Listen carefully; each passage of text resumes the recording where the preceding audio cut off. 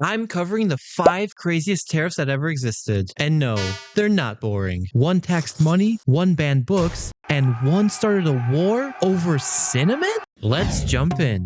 Our first tariff, straight out of 1700s Dahomey, a kingdom that doesn't exist anymore, but definitely knew how to tax a seashell. Picture this. You pull up in a ship, ready to trade goods. Are we there yet? But instead of taxing your cargo, Dahomey hits you with nice cowries. We'll be taking some of those. That's right. Cowrie shells were currency in West Africa, and every time a fresh batch entered Dahomey, the king took a cut like a mafia boss, except with seashells.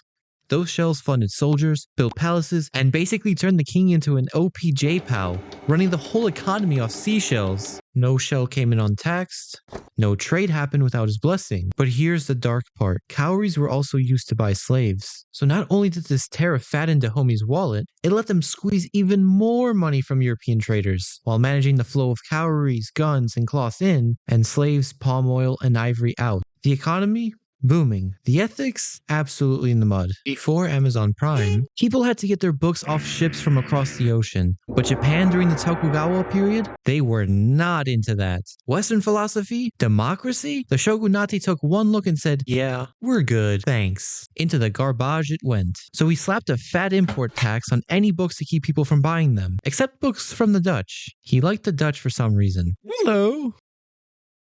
The shogunate saw an opportunity to cash in, because doctors wanted those European books like a first grader hunting for a rare prime bottle. Did someone say prime? Except instead of flavored water, it was 1700s medical textbooks. Need something? Alright then. This tariff is like walking through the TSA, and if they didn't like the book you were reading, it went straight into the banned bin. And now you're stuck watching one of Jennifer Aniston's rom-coms on the in-flight screen. Oh, Adam, I thought I lost you at gate 47, but I realized I don't need first class. I just need you. Even with your 2 emotional support cats, I still choose you.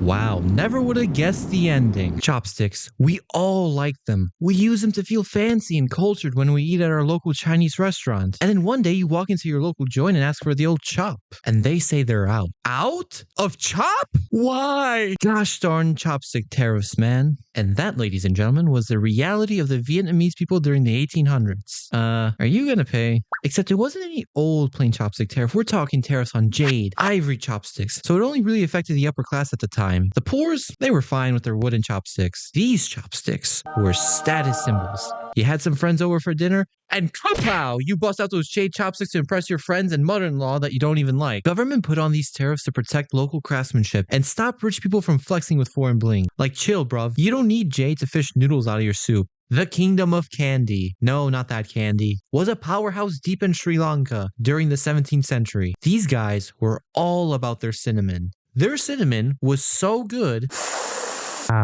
it had Portugal and Holland on their knees begging for it. Pause. So why was everyone obsessed with Sri Lanka's cinnamon? Because in Europe, it was the MVP of cooking, medicine, perfume. Basically, if you were rich, you sprinkled it on everything to flex. Call me Cinnabay.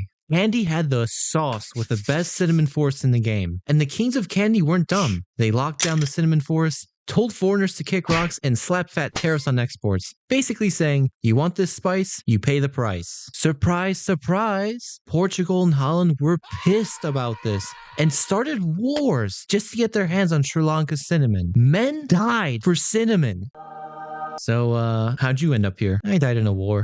Oh, sweet! Me too. Someone invade you? Nope. You were invading someone else? Kind of, not really. So what happened? Promise not to laugh? I'm not gonna laugh. What the heck? War is serious business. Now tell me. I fought and died in a war because my country wanted some cinnamon.